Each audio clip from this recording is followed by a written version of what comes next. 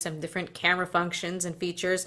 So I was happy to be contacted to take a look at the Nextbit Robin, and actually you guys, when I asked you on social media, commented about the Nextbit Robin as well. So I just want to unbox this today, and then I'm going to be doing my review as soon as I can.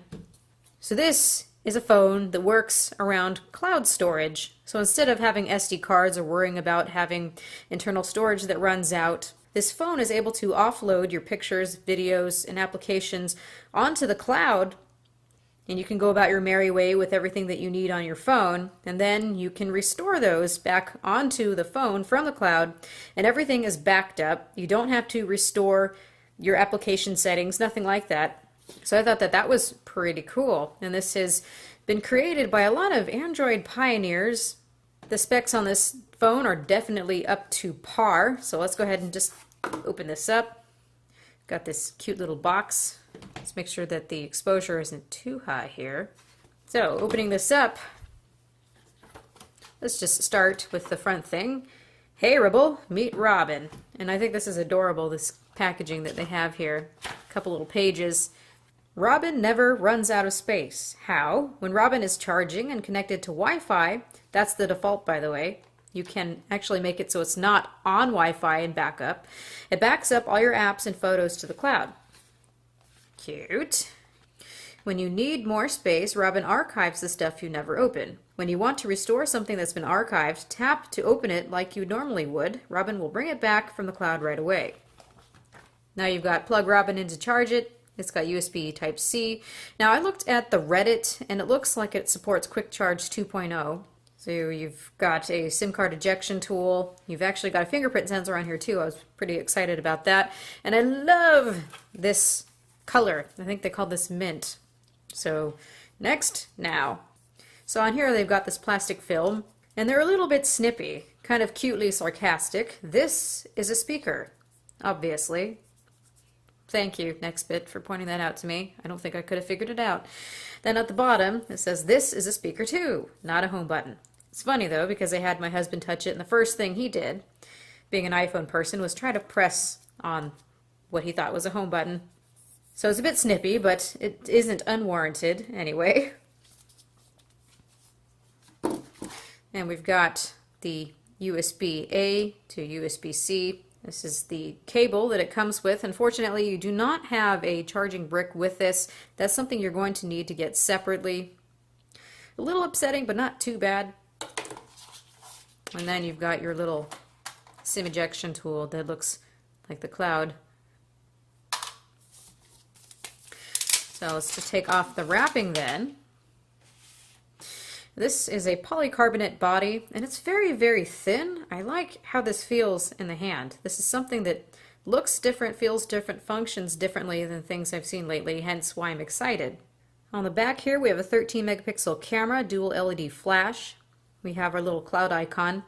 And when this is uploading things to the cloud, these little buttons will light up, these little LEDs, and that's very, very cute. You're not disturbed in any way of what's going on, but you can turn it over and see that it is indeed working, and I like that. Nice touch. Nextbit, this nice mint green color. On the side we have this fingerprint scanner, and we have our SIM tray. Now this phone, there's a GSM version and also a CDMA version. You're going to be able to have LTE that works perfectly fine on AT&T and T-Mobile, and there's also one that's going to be for Verizon and Sprint, so you will have LTE available and you will be able to use this whether it's a GSM or a CDMA network, so that's nice. Plus it's unlocked, so you don't have to worry about where to take it or where you can use it. We have a 5 megapixel camera on the front. This looks like a proximity sensor, ambient light sensor. As for the battery, it's locked in. We have a 2,680 milliamp hour battery. Now, if you're worried about this whole cloud thing ruining battery life for you, by default, it's meant to back up only when it's plugged in and only when it's on Wi-Fi. So by default, you're not wasting your data and you're not wasting battery power. So it tries to keep those things in mind. On the left-hand side, we have these 2 volume buttons. On the bottom is USB Type-C. We have a microphone, and we also have an LED light indicator, so that will be for notifications, some CE information. On the top is a microphone and a standard headphone jack. So I'm excited to start using this. Nextbit Robin. Very cute name, by the way. So if you didn't catch this before, obviously these are front-facing stereo speakers. They have two separate drivers. On the front is a 5.2-inch IPS LCD display. This is covered with Gorilla Glass 4, so this is all very up-to-date.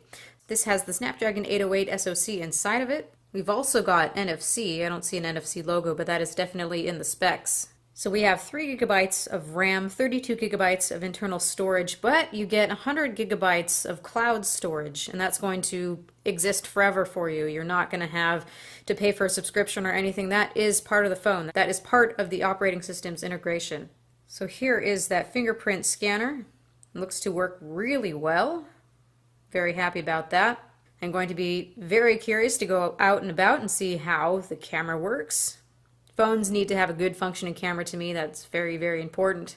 Has the ability to film in 4K, just like all the other flagships, so it's got a lot of really great bells and whistles here.